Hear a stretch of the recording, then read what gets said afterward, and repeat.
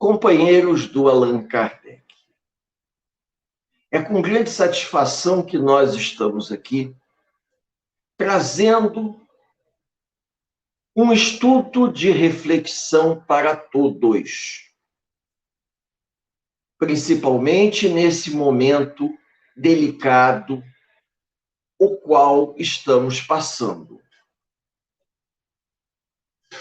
Hoje falaremos sobre o tema que se encontra no Evangelho segundo o Espiritismo. Espíritas, amai-vos é o primeiro mandamento, instruí-vos é o segundo. É importante que a gente possa realmente parar para refletir um pouco no que nós estamos vivendo. Não basta apenas teorizar, nós temos que colocar em prática arregaçando as mangas. Alguns companheiros já possuem bastante tempo de doutrina espírita, de palestras, de estudos sistematizados, de frequência na casa. Então, por conta disso, achamos oportuno fazer um estudo para que todos possam refletir. O Espírito da Verdade disse a Allan Kardec a passagem de que todos nós deveríamos amarmos uns aos outros de maneira fraterna. E quando eu digo de maneira fraterna, é de maneira solidária. E nunca o Brasil precisou de tanta solidariedade. Não é a solidariedade apenas de você doar espontaneamente aquilo que você tem sobrando. Uma cesta básica, por exemplo. É você doar seu tempo, doar sua boa vontade, a sua dedicação, porque se nós precisamos aprender a nos amarmos mutuamente, nós precisamos ter solidariedade para com quem sofre. E muitas das vezes a gente percebe que não é a caridade material que vai auxiliar, mas é a caridade moral. É aquela caridade aonde nós estamos dispondo o nosso tempo, o ombro amigo, para auxiliar quem sofre num atendimento fraterno.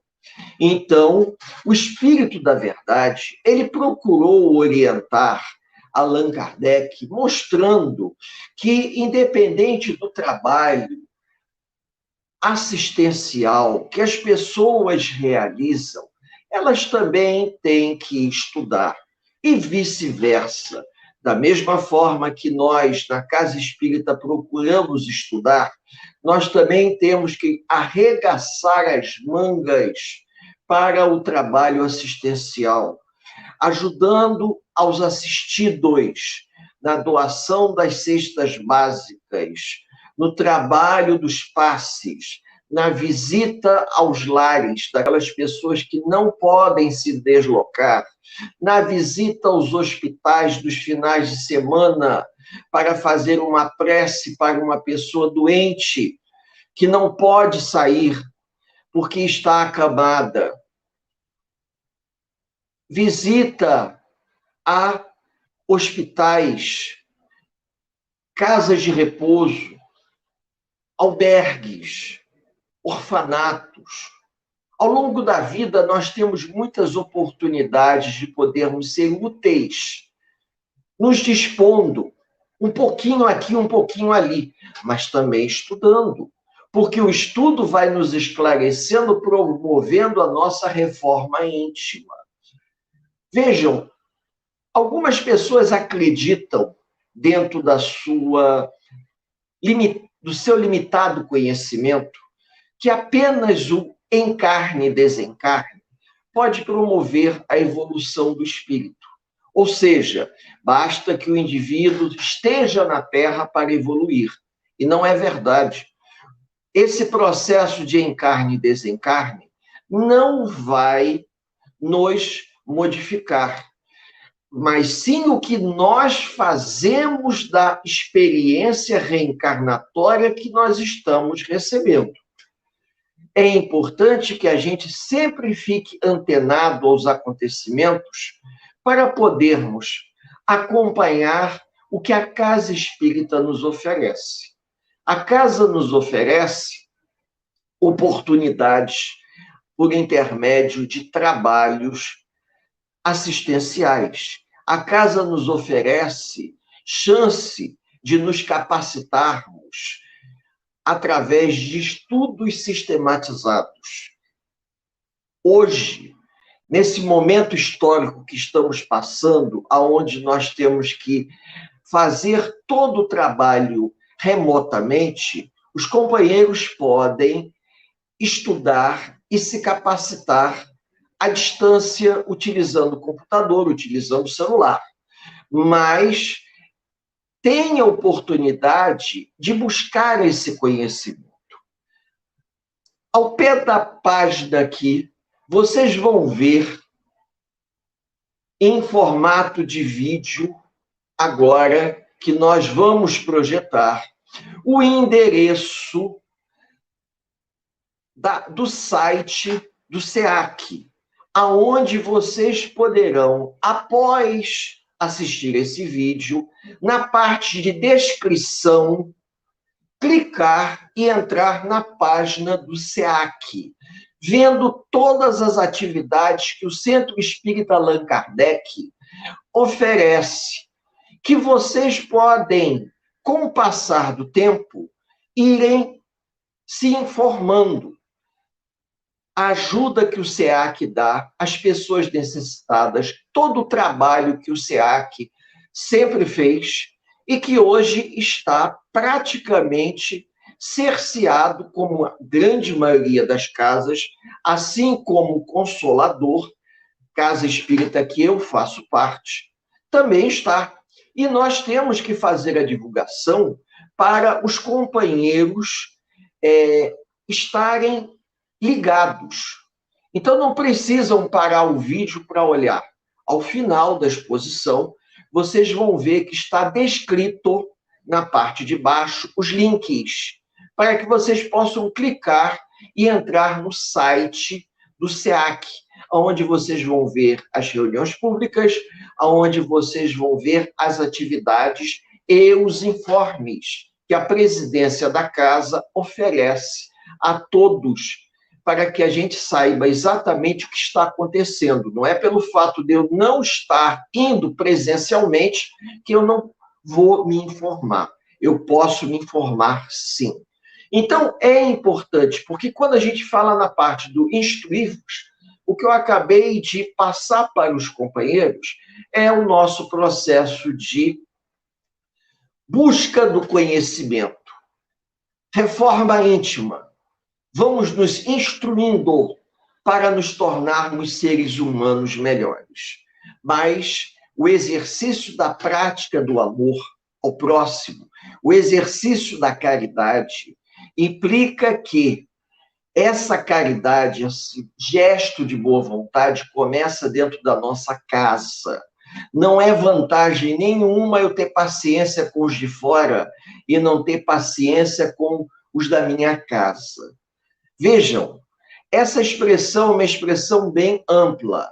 Eu não estou me referindo à casa em que eu moro, eu estou me referindo também à casa espírita que me acolheu e que me acolhe há tanto tempo. Nós todos temos que dar as mãos e fazermos uma corrente fraterna, porque esse momento histórico exige que todos nós estejamos unidos em prol do bem, em prol de prece, assim como o SEAC realiza durante o Carnaval a prece que Dr. Bezerra de Menezes convidou a todos realizarem durante o período do Carnaval, pelos espíritos que desencarnam durante o Carnaval, por situações possíveis e imagináveis, e que são levados até o hospital de campanha que Dr. Bezerra de Menezes organiza ali nas imediações da Praça 11, perto da Presidente Vargas. Esse ano, então, nem se fala, por conta da questão da pandemia que nós estamos passando. E pedimos que nossos governantes tenham bom senso. Tenham bom senso, porque se já em condições normais acontecem tantas situações imprevisíveis, nesse momento histórico, nós temos que ter o bom senso de pensar que precisamos nos ajudar mutuamente através do exercício da prece e da boa vontade. Então, o amor ao próximo, ele tem que ser inteligente. Não é um amor passional, é um amor desprendido, aonde eu vou me solidarizar com o meu semelhante, e esse ato de solidariedade para com o semelhante, ele tem que ter um peso. Eu preciso olhar de maneira mais carinhosa, tá? Carinhosa, afetiva, aos trabalhadores da casa que têm mais dificuldade de lidar com a situação que nós estamos passando do que aqueles que já têm um amadurecimento do senso moral maior. Então, independente do estudo, algumas pessoas lidam com as crises com mais facilidade. E é exatamente o que nós estamos aqui propondo. Que as pessoas tenham paciência uma com as outras, que as pessoas demonstrem, nesse momento difícil, a boa vontade, que a gente exercite a compreensão, não é a tolerância, não, é a compreensão. Porque se nós estamos estudando, se nós, eu diria até, que a espiritualidade resolveu fechar as casas espíritas com essa pandemia para fazermos um grande balanço interno do que aprendemos. Porque nesse balanço interno, nós estamos avaliando e reavaliando tudo que a gente aprendeu. Porque não é apenas a entrega da cesta básica ao assistido, é colocarmos em prática entre nós, trabalhadores, frequentadores da casa, aquilo que nós aprendemos, aquilo que a gente vem estudando. Então, se algum companheiro está doente, vamos orar pelos companheiros da casa espírita que passam por momentos delicados. Vamos orar pelos frequentadores da casa espírita que estão com algum tipo de comorbidade, que possam, de repente, estar adoentados, internados, em casa, em confinamento. É um momento de nós fazermos o dever de casa. A espiritualidade, a nuvem de testemunhas que Paulo de Tarso diz que nos acompanha, está observando se dentro das nossas possibilidades nós estamos fazendo o que está ao nosso alcance. Porque alguns podem até estar reclamando, mas eu gostaria de estar indo à casa espírita. Eu gostaria muito de nós estarmos reunidos lá no SEAC, assistindo a palestra presencialmente. Porém, o SEAC está oferecendo aos companheiros a palestra em forma de vídeo, para que todos possam acompanhar. E ainda tem mais um detalhe que eu acho muito importante. Todo mês, por volta do dia 5 de cada mês, o SEAC publica a revista O Caminho, que vai aparecer aqui na parte de baixo agora o link, tá? Esse link está em vídeo. Vocês, ao final desse estudo, podem clicar na parte descrita de baixo da apresentação para entrarem na relação de todas as revistas O Caminho. Inclusive, esse estudo que eu estou fazendo para os companheiros, ele tem publicado agora no mês de fevereiro. Ou seja, nós, com a oportunidade recebida de termos a chance de escrevermos artigos mensalmente para o SEAC, nós ganhamos aqui um presente, né, de poder colocar todo mês um assunto para os companheiros pensarem. Então, nem tudo que eu estou expondo aqui eu vou completar. Eu vou deixar que os companheiros busquem na revista de fevereiro, agora, essa matéria que eu estou transformando em vídeo, para que seja uma coisa interativa. Não adianta nós apresentarmos esse estudo e as pessoas não acessarem a revista O Caminho. Porque na revista O Caminho nós teremos a programação do mês, nós teremos os assuntos das palestras que serão apresentadas, como essa que os amigos estão assistindo, alguns informes também, e textos escolhidos a dedos pelos companheiros que trabalham na parte da edição da revista, para vocês poderem ler e estudarem.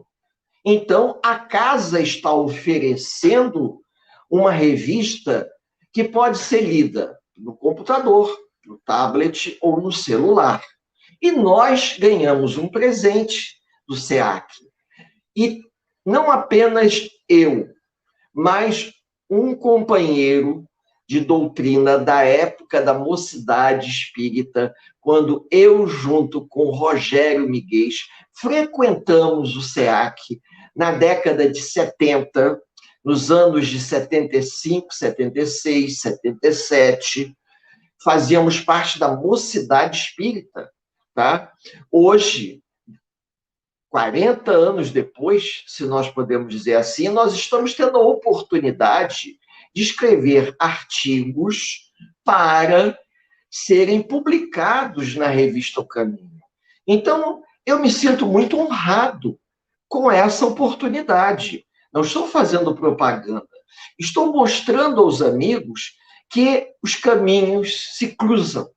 E hoje nós estamos aqui colaborando de alguma forma para que todos os frequentadores do SEAC e todos aqueles que recebem o link da revista O Caminho podem saber que existe nos bastidores um trabalho voltado para todos os frequentadores da casa. Mas voltando então ao estudo sistematizado que a doutrina espírita nos oferece para acelerar a nossa compreensão e o nosso entendimento doutrinário. Na época em que eu comecei a frequentar o espiritismo, não existia estudo sistematizado. A gente estudava o Evangelho, principalmente Livro dos Espíritos, Livro dos Médiuns e Evangelho. Tudo começava por aí. Hoje não. Hoje a FEB possui, inclusive dispõe gratuitamente, você pode baixar em arquivo PDF o Estudo Sistematizado da Doutrina Espírita. Tomo 1, tomo 2 e tomo único, para ser estudado ao longo de 3 anos. Então, essas 3 obras, elas são facilitadoras para que o indivíduo possa não apenas conhecer a doutrina, entender melhor que quando o Espírito da Verdade deixou essa máxima, amai-vos uns aos outros, vamos tentar deixar de lado nossas diferenças, vamos tentar deixar de lado aquilo que nós consideramos o certo e o errado na nossa consciência e vamos pensar coletivamente. O que nós estamos fazendo agora, em conjunto com a revista O Caminho, é um pensamento coletivo para que os amigos do SEAC, os companheiros que frequentam atualmente a casa, possam usufruir. Usufruir não apenas do vídeo, mas saber que eu estou fazendo esse link para futuramente até perguntar se todos estão lendo a revista. Porque existem passagens da revista que são extremamente contemporâneas ao momento que estamos vivendo. Então, é muito comum, e eu já assisti, quando nós vamos ao SEAC, é distribuída uma mensagem. E essa mensagem é lida como página inicial. Da mesma forma que, na revista, existem mensagens escolhidas como a página do mês. E a página do mês é para que todos os frequentadores e trabalhadores da casa leiam. E como eu e Rogério fomos convidados para fazer textos para os companheiros, a gente procura pegar textos que estamos elaborando no momento, ou textos que acabamos de elaborar, mas são bastante oportunos, para que os amigos possam se capacitar. Porque a palavra capacitação é um movimento de autoconhecimento. Eu diria que quase todos os espíritas que eu conheço e que eu conheci ao longo dos anos foram autodidatas. Pessoas que buscaram estudar por conta própria, procuraram se informar, procuraram se melhorar. Aquilo que não entendiam, buscavam. Hoje, com a facilidade da internet, com a facilidade que existe, a FEB disponibilizando livros digitais em formato de PDF, que a gente pode adquirir, ou em formato de Kindle Book, né? É o e-book. A gente pode ter uma grande quantidade de obras em tablet para ler em casa, ler no ônibus, por exemplo. Você pode ter 30, 40 livros no tablet. E eu não conseguiria, em momento algum, carregar 30, 40 livros embaixo do braço. Mas em formato de e-book, posso. E isso se torna uma ferramenta fantástica quando a gente viaja e leva todo aquele material. Porque às vezes você não tem a internet, mas você tem tudo salvo ali no tablet. E mesmo estando offline, que é uma expressão moderna, não estando conectado na internet, você pode ler seus livros. Não tem problema nenhum. Então, isso tudo é uma forma de nós nos instruirmos. O conhecimento, ele vai promovendo o amadurecimento do espírito. Ao longo dos anos, desde a época da mocidade espírita, na época do SEAC, até atualmente, hoje, no Consolador, eu vejo que, e já aconteceram fatos muito pitorescos que vale a pena compartilhar com os amigos. A gente assistiu uma palestra, o orador citava um tema e você ficava flutuando, boiando, como se dizia na minha época. Eu não entendi aonde que ele está querendo chegar. Mas por alguma razão que eu não sei explicar, logicamente, mas espiritualmente talvez saiba, com o passar do tempo, um outro orador, fazendo uma outra palestra, ele dizia exatamente aquilo que eu precisava saber para poder entender aquela palestra que eu havia assistido há tantos anos atrás. E acreditem, os dois assuntos se entrelaçam na nossa mente, e aí você tem aquela tomada de consciência, aquele insight. Caramba! Depois de tanto tempo, eu fui capaz de descobrir o que era que ele estava querendo dizer. Por quê? porque na hora eu não tinha leitura, eu não tinha conhecimento suficiente. É muito comum, por exemplo, às vezes um orador chega, faz uma exposição e cita uma obra. Ele cita a história, mas ele não conta em que livro ele leu aquilo, como já aconteceu. E nós ficamos naquela curiosidade mortal de querer descobrir aonde foi que aquele orador leu aquilo ali. Com o passar do tempo, lendo um livro de André Luiz, Sexo e Destino, por exemplo, a gente descobre o exemplo citado há tantos anos atrás. Então, vejam que coisa fantástica. A doutrina espírita ela é transversal. O que quer dizer transversal? Os assuntos se entrelaçam. Eu costumo usar essa expressão de transversal como professor de escola pública quando a gente fala de geografia e fala de ciências. Por exemplo, agora no mês de fevereiro, todos devem... Mês de janeiro, desculpe, tá? Há um mês atrás, vocês devem ter visto que as chuvas que aconteceram em Minas Gerais levaram a desmoronamentos. Então, esse assunto já vem rendendo há bastante tempo, há praticamente um mês, porque o período de chuvas de janeiro até fevereiro provoca deslizamento de terras e, no verão, dependendo dos picos de temperatura, ainda nesse mês de fevereiro, nós temos chuvas que são localizadas. E o estado de Minas Gerais está em estado de atenção desde o mês de janeiro. Por conta do quê? Por conta das chuvas localizadas que chegaram até provocar grandes desmoronamentos e mortes de pessoas. Então, com isso, a gente pode dizer o seguinte, que o fenômeno geográfico combinado com o fenômeno científico explica o que aconteceu em Minas Gerais. Da mesma forma que em história, a gente pode dizer que, historicamente falando e sociologicamente falando, os assuntos se entrelaçam.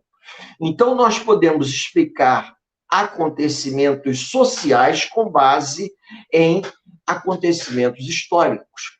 E isso se dá na doutrina espírita. Se nós somos criaturas comprometidas no pretérito por atitudes equivocadas, porque há 200, 300 anos atrás, nós nos achávamos com o direito de fazer o que bem entendíamos. Entramos em um processo de expiação. Depois, passamos por um arrependimento profundo e pedimos a reparação. E hoje estamos reparando na carne um sofrimento, o qual, infelizmente, por o mau uso da razão, acabamos, em um passado distante, impondo aos companheiros que conviviam conosco. Se nós entendemos essa mecânica, a gente vai desarmar tranquilamente o arrasto do sofrimento. Eu costumo dizer que a dor é inevitável porque ela bate à nossa porta. A dor é a cobrança, é o boleto de cobrança do passado que, infelizmente, contraímos. Mas a forma de pagamento, ela é discutível, porque Deus, na sua infinita bondade e misericórdia, sempre nos estende a mão para viabilizar o pagamento das dívidas passadas através da moratória. Agora, nós podemos, utilizando o bom senso, solicitar da espiritualidade amiga que a gente utilize essa moratória para esclarecer, para elucidar. E é exatamente o que nós estamos fazendo agora, combinando as informações. Amai-vos uns aos outros. Ele diz amai-vos no sentido de aprendam a conviver amorosamente com os seus companheiros. Aprendam a aceitar as diferenças. Estudem, se capacitem, procurem se melhorar. Porque à medida em que nós vamos estudando, nos melhorando e nos capacitando, nós vamos nos tornando seres humanos melhores. A combinação desses dois elementos permite que o homem dê passadas mais largas. E dessa forma, é possível, na casa espírita, formarmos grupos de estudo para uns explicarem aos outros. Quem tem um pouco mais de conhecimento, poder explicar ao companheiro que chega e tem menos informação da doutrina a respeito de todo o histórico doutrinário dos últimos anos, das obras de Chico Xavier, principalmente das obras de André Luiz, Manuel Filomeno de Miranda, que são obras fundamentais para nós compreendermos os processos de resgate e reparação, reflexo direto das nossas atitudes imprudentes. Mas se nós vamos tomando a consciência, ainda na condição de vigília, de que algo podemos fazer para nos melhorarmos, por que não fazê-lo? Por que não associar as orientações doutrinárias do Espírito da Verdade que encontramos no Evangelho, de maneira a procurarmos nos melhorarmos? Então, não é apenas no Evangelho que nós vamos encontrar. Nós vamos encontrar também no Livro dos Espíritos, quando, por exemplo, Jesus nos deixa uma passagem muito oportuna. O amor resume a doutrina de Jesus toda inteira. A prática do amor. Por quê? Porque na prática do amor ao semelhante, vocês vão poder ver isso no artigo que eu coloquei na revista, eu pedi a nossa companheira responsável pela revista que publicasse para os amigos, para que esse artigo ele se entremeasse a nossa fala. Então, são artigos que são baseados no Evangelho e no Livro dos Espíritos. E eu vou citar nesse artigo o capítulo, o item, para vocês poderem conferir. Conferir o quê? Que nós estamos fazendo um estudo entrelaçado com as obras. Não é apenas um conhecimento que estamos hoje tirando de cabeça, não. Estamos utilizando informações, inclusive, do próprio Paulo de Tarso.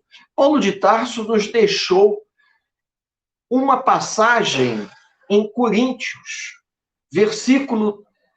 capítulo 13, versículo 1 e 2, que diz o seguinte: ainda que eu falasse a língua dos homens e dos anjos e não tivesse amor, seria como metal que soa ou como sino que tine. É uma passagem que todo mundo conhece. O que quer dizer falar a língua dos homens? É você ter conhecimento. Porque Paulo falava 4 ou 5 idiomas. Falava o aramaico, falava o grego, falava o latim, falava o persa. Então, ele tinha uma habilidade muito grande. Mas ele continua. E, ainda que tivesse o dom da profecia, da dupla vista, tá? Fosse capaz de perceber as coisas com antecedência e conhecesse todos os mistérios e todas as ciências, porque Paulo era um homem de formação. Ele não era um cidadão comum, ele tinha uma formação. Ele era um cidadão romano de classe alta.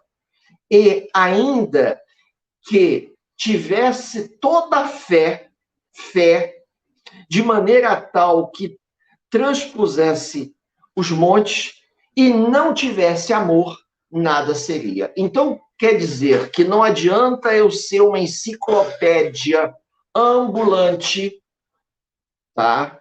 Não adianta eu ser um celular que acessa a todas as enciclopédias do mundo, se eu não for utilizado, se eu não utilizar todo esse conhecimento a favor do semelhante. Eu serei letra morta. É como se dizia antigamente. O que é letra morta? Uma expressão que caiu no desuso. Um livro que tem muito conhecimento, como um grande dicionário ilustrado, mas fechado. O dicionário aberto é aquele que ensina. O dicionário fechado é aquele que não transmite conhecimento. Não adianta eu deter conhecimento, eu ter tido a oportunidade de conhecer personagens importantes do movimento espírita e apenas filosofar. Eu tenho que colocar em prática. Como em prática? Doutor Bezerra de Menezes, isso por volta de 1895, 96. Vejam, 1895, 96. Eu posso estar errando aí na data, um ano para mais, um ano para menos. Mas o doutor Bezerra de Menezes, ele teve uma grande preocupação com a Federação Espírita, quando surgiu um movimento, um racha na Federação, onde haviam alguns companheiros que desejavam transformar a Federação Espírita num grupo de estudo, numa confraria de estudo, de maneira que todos ali estariam voltados única e exclusivamente para o estudo, para a parte científica. E doutor Bezerra de Menezes disse claramente, na época, ele era presidente da Federação Espírita, se vocês fizerem isso, eu vou romper com a federação e vou me afastar. Aí o pessoal entrou em pânico, porque ele disse que falta um elemento. Não adianta você ter a parte científica, não adianta você ter o cunho religioso. A parte da ciência da religião, ela é importantíssima, mas nós temos que ter a parte da praticidade, ou seja, da caridade. Então, a partir daquele momento, o doutor Bezerra de Menezes inaugurou um trabalho caritativo de receituário homeopático que está lá até hoje. Vocês vejam, 130, quase 130 anos, 126 anos, mais ou menos, 125 anos de trabalho homeopático, receituário homeopático, gratuito para aqueles que assim desejarem.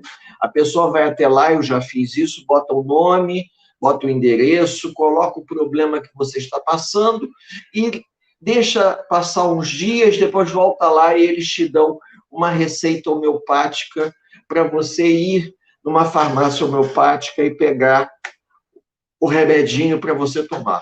Então, o doutor Bezerra de Menezes, ele já tinha essa visão. Era um indivíduo visionário, porque a caridade, ela não poderia existir separada do estudo. O estudo não poderia existir sozinho. Assim como a caridade também não, porque ele estava se baseando no Evangelho segundo o Espiritismo e sob orientação do Espírito da Verdade. Da mesma maneira que, quando nós exercitamos a prática da caridade, essa prática da caridade ela tem que ser exercitada dentro de um bom senso. Irmã Dulce exercitava a prática da caridade lá no seu dispensário em Salvador. Em alguns momentos, dando uma demonstração de bom senso muito grande, porque ela abrigava todos os órfãos que chegavam ao seu dispensário. Madre Teresa de Calcutá dizia claramente: as preces endereçadas àqueles que precisam são de grande importância, mas as mesmas mãos que se postam em preces, se forem utilizadas para ajudar no trabalho assistencial, serão tão importantes quanto ou até mais do que as preces proferidas. A gente sabe que existem momentos e momentos. Durante a Segunda Guerra Mundial, o ministro inglês Winston Churchill, ele convocou a todos os cidadãos ingleses para, numa determinada hora, tirarem 1 minuto realizando uma prece pela paz. Hoje nós temos movimentos que convidam a todos os companheiros para realizar 1 minuto de prece pela paz contra as doenças que assolam a humanidade. Professor Eurípides Barçanufo, também um outro visionário, lá em Sacramento, no interior de Minas Gerais, já havia convocado a todos para que no horário, se eu não me engano, se eu estiver errado, podem me corrigir, tá? Na parte da manhã, todos se reunissem em prece pelo nosso Brasil. Mas isso não vai excluir o estudo. Estudo esse que Dr. Bezerra de Menezes, que Eurípides Barçanufo, desculpe, oferecia a seus alunos lá na escola Allan Kardec, e estudo esse que Dr. Bezerra de Menezes oferecia na Federação Espírita. Então, é importante que o homem estude para ele compreender que somente através do estudo nós poderemos superar a ignorância que trazemos culturalmente. É uma ignorância atávica que se transfere de uma encarnação para outra. Quando nós temos a oportunidade de nos aprofundarmos nas histórias que os espíritos nos contam com relação a grandes provas, grandes processos obsessivos, a gente descobre claramente que os espíritos que se comprometeram, muitos deles, foram por ignorância. E nós temos algumas sugestões para os companheiros repensarem. Vamos ressignificar os acontecimentos em nossa vida? Vamos parar e pensar. Aquilo que nós acreditávamos há 30, 40 anos atrás, determinados valores, será que não podem ser ressignificados?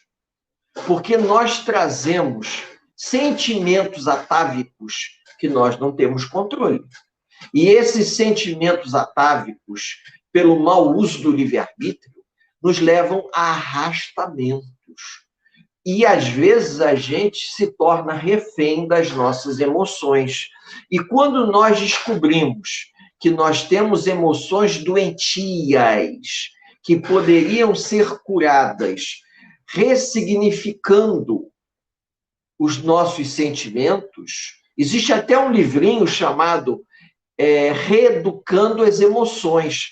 A gente vai modificando a nossa maneira de enxergar.